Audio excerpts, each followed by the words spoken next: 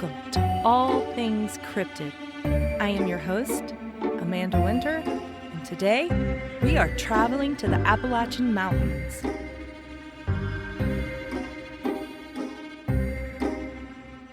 I am so excited to be here with you today. It's been a little bit. I think I say that every single episode, and I'm going to stop saying it because I'm going to get better at putting these out. But I really am excited to be here with you today to talk about a few of the cryptids from the Appalachian Mountains.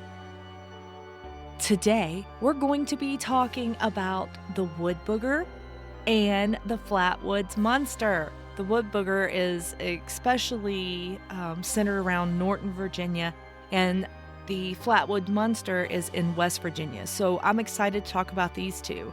I was hoping to be able to do a third, but these got so long that I just was able to do two. So I have half of the next episode ready to go, so that's a good sign, right?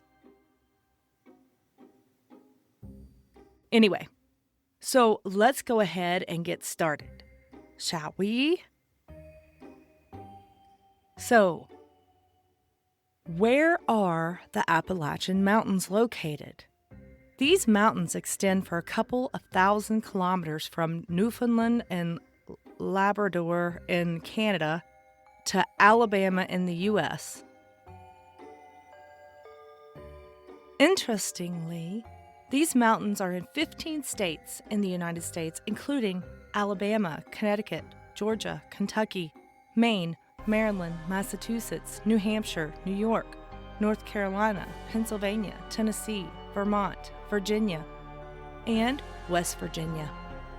Today, I'm only going to cover a couple of them, but I look forward to doing more in the future, so you'll have to stay tuned.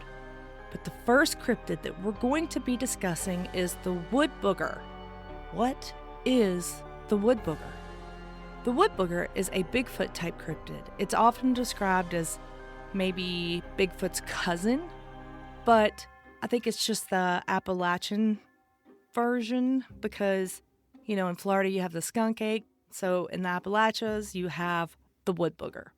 He's often described as a massive, hairy-like being standing over 7 feet and up to about 10 feet tall, with dark fur, glowing eyes, and a guttural growl. Witnesses often describe it as elusive and shy, territorial, and often avoiding human contact, but capable of aggressive behavior if threatened. The Woodbooger lives in the dense remote wilderness, mountain forest, rugged terrains, deep valley areas where human presence is sparse. Key areas include the Appalachian Mountains, particularly in North Carolina's Pisgah National Forest and the Great Smoky Mountains, Tennessee's Cherokee National Forest, and the Cumberland Plateau, Georgia's Chattahoochee National Forest, and notably Norton, Virginia, a region with rich history of sightings and folklore. So let's talk about Norton, Virginia, and the heart of the legend there. Norton, Virginia stands out as the central hub of the Woodbooger's lore, surrounded by dense forests and rugged mountains. The area has reported numerous sightings over the decades. In 2012, the popular television show Finding Bigfoot visited Norton to investigate local legends. During their investigation, they captured strange vocalizations and footprints measuring over 15 inches in muddy areas, which some believe could belong to a large unknown primate. Local residents' encounters dating back to the 1950s and early 2000s. For example, in 2007, hunter Bill Carter described seeing a massive, hairy figure about 20 yards ahead on a trail at night with glowing eyes and large footprints found the next morning. In 2010, a group of hikers reported hearing guttural growls and seeing a tall, hairy creature watching them from the woods at dusk. Such reports keep the legend alive and are celebrated annually through Norton's Woodbooger Festival. High Knob Recreational Area located near Norton has been designated as a Woodbooger Sanctuary by the city. The remote offers hiking and camping and mountain biking and serves as a focal point for local folklore. They also have erected a Woodbooger statue in the Flag Rock recreational area in its honor. Every year, the town hosts a Woodbooger festival, which, by the way, I think was last weekend or weekend before last. I had to miss it, but I really want to go, so maybe next year, who wants to go with me? So, they have this Woodbooger festival with costume contest, storytelling, night hikes, and educational booths, all celebrating the creature's legend and promoting local tourism. So let's talk about some historical sightings across the Appalachian region. Stories of encounters with the Woodbooger have persisted.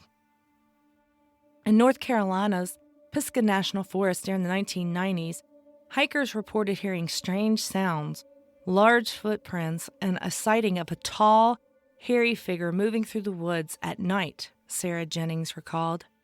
We saw large footprints and heard strange growls. We shined our light into the trees. We saw a towering figure slip behind the branches. In Tennessee's Great Smoky Mountain, park rangers and hunters have reported hearing eerie calls and seeing large, hairy silhouettes at dusk. One ranger said, "I've heard calls that don't match any known wildlife." In Georgia, it was reported, "I saw a creature over 8 foot tall with glowing eyes that disappeared into the woods," and that was in the Chattahoochee National Forest. Families camping in the woods have described seeing a large, dark, shaggy figure watching from the hillside, with large footprints near their campsite. In Kentucky's Daniel Boone National Forest, stories from the 1980s speak of hairy giants and wild men with footprints over 14 inches long and glowing eyes observed in the remote wilderness. These accounts, often passed through generation, share common themes like enormous size, hairy appearance, glowing or reflective eyes, and nocturnal activity. In 2012, the Finding Bigfoot team recorded audio evidence of strange calls during their investigation in Norton, and it added credibility to these local stories. The footprints, audio recordings, and eyewitness testimonies continue to keep this legend alive, fueling ongoing curiosity and exploration. So, despite scientific proof, the consistency of sightings across multiple states and the compelling nature of eyewitness accounts sustain the legend of the Woodbooger. And it is actually one of my favorite creatures. I think I say that with every one, though. I think every time I study one and learn more about one, I'm like, and it's my favorite. They're all my favorite. All of them, dang it. So the next cryptid that we're going to be talking about from the Appalachian region that I find completely fascinating just because of its weird conspiracy theories surrounding it, which I think eventually we'll talk about in a different episode, is the Flatwoods Monster.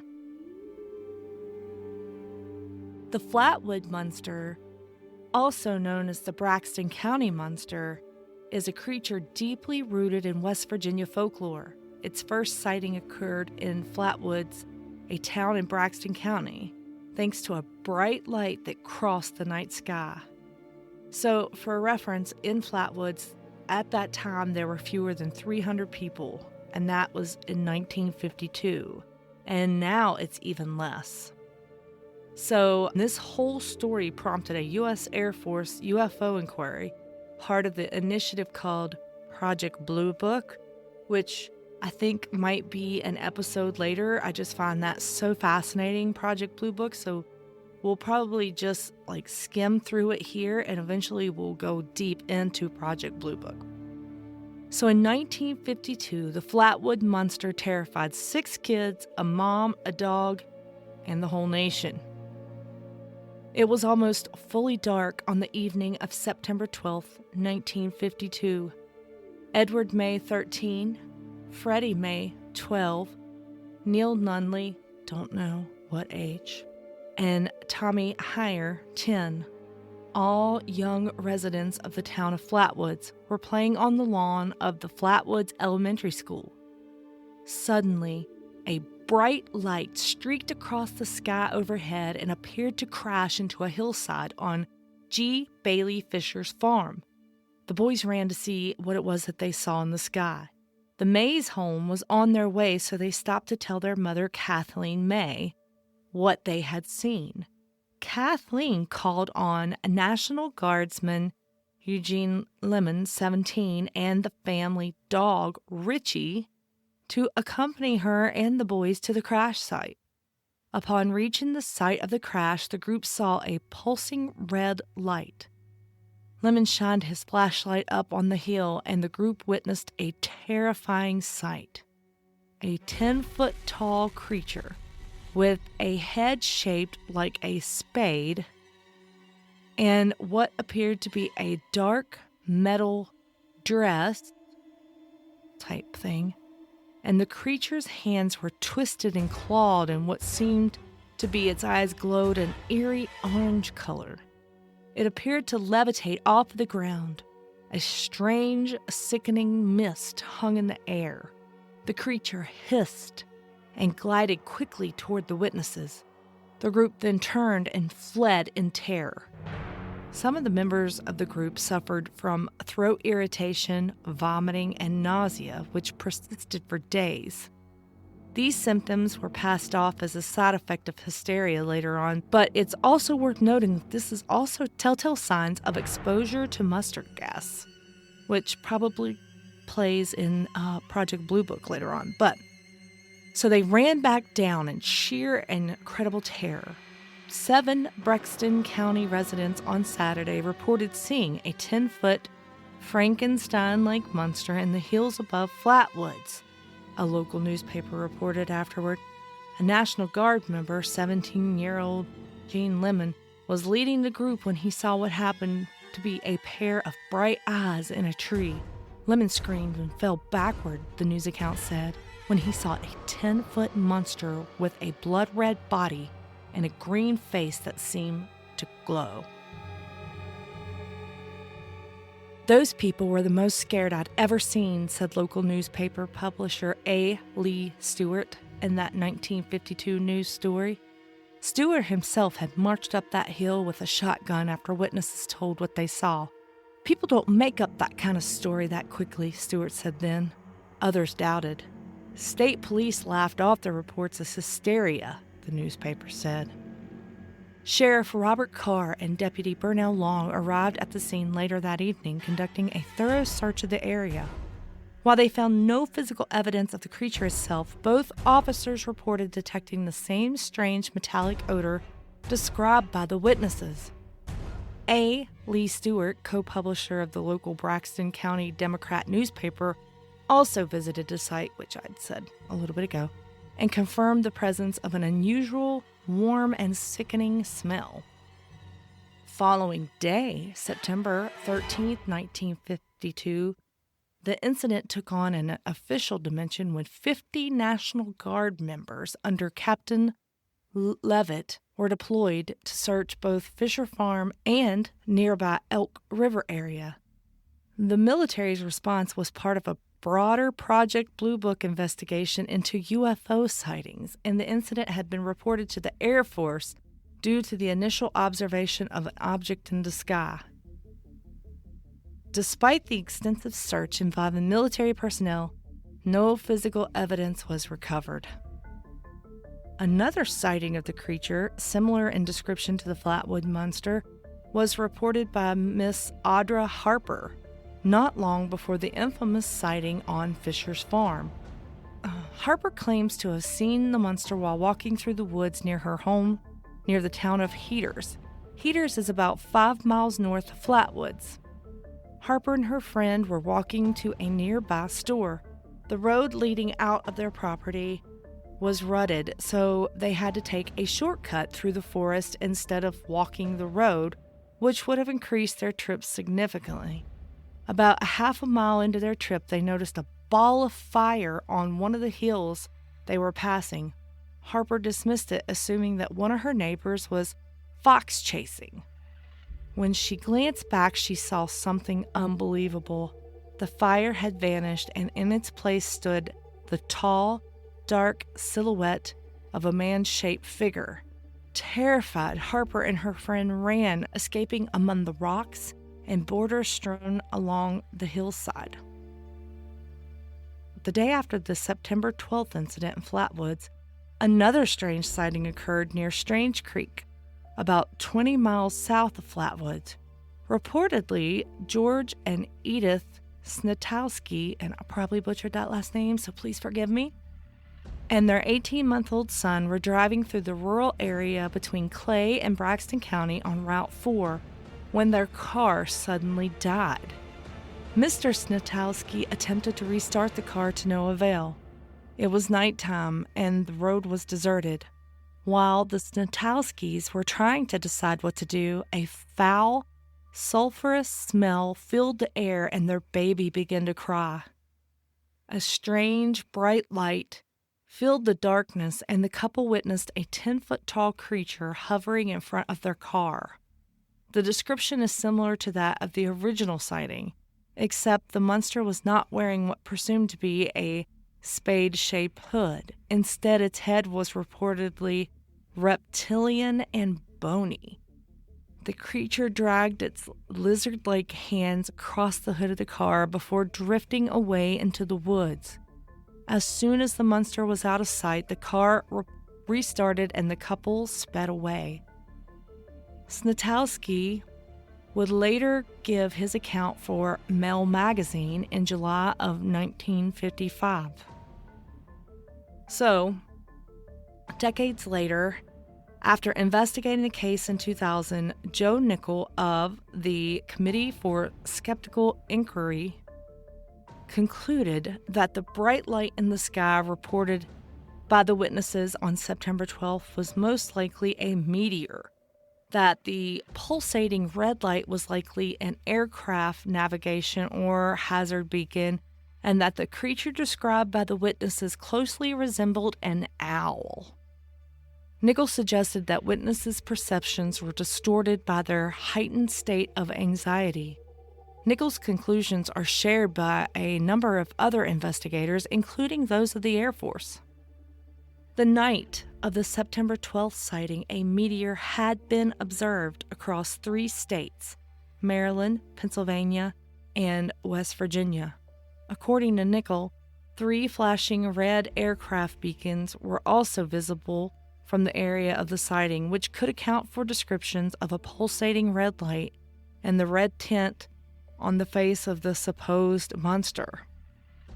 Nichols concluded that the shape, movement, and sounds reported by the witnesses were also consistent with the silhouette, flight pattern, and call of a startled barn owl perched on a tree limb, leading researchers to conclude that the foliage beneath the owl may have created the illusion of the lower portions of the creature, described as being a pleated green skirt.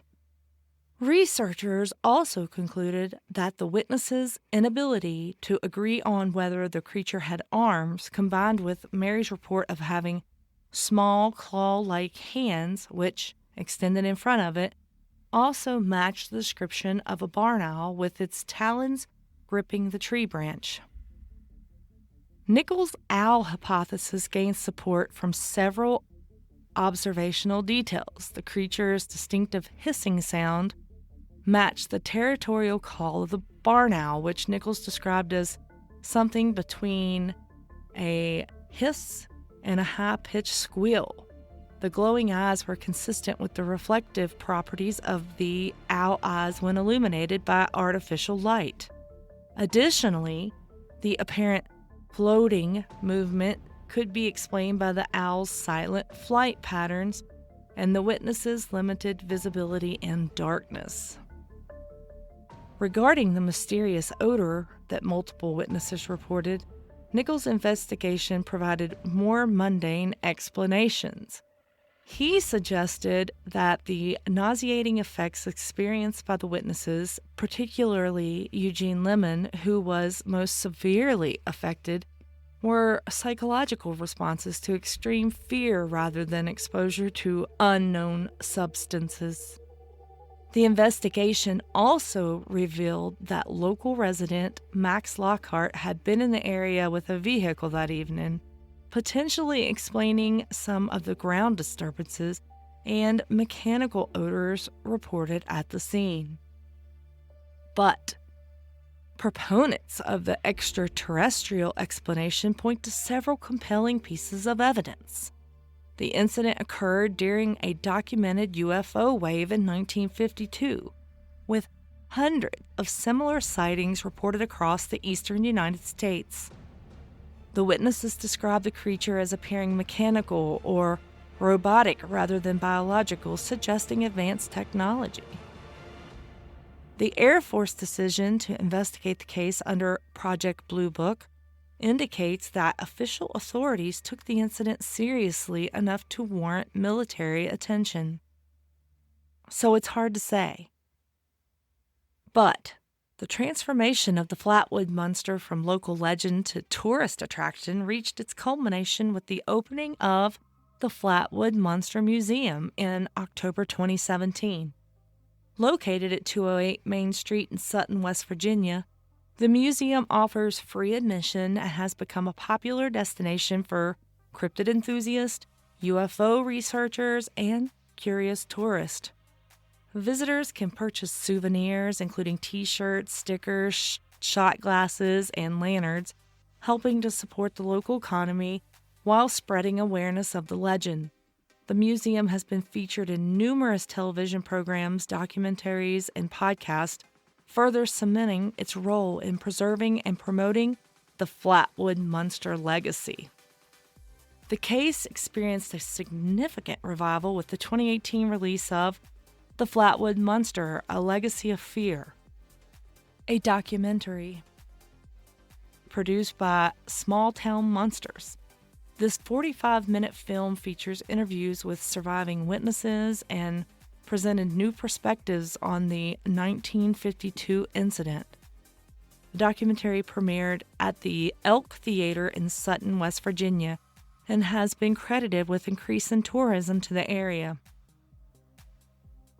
The cultural significance of Flatwoods Monster reached new heights with the establishment of the first annual Flatwoods Monster Convention in September 2023. This event featured renowned speakers, podcast broadcasters, vendors, costume contests, and other activities designed to celebrate the legend while attracting enthusiasts from across the country.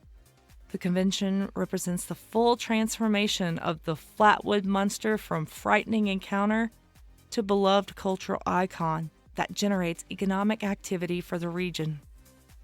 So, what do you think of the Flatwoods Monster? An owl? Or really an alien? Or a monster? Or a what? What do you think it is? I'm interested to know.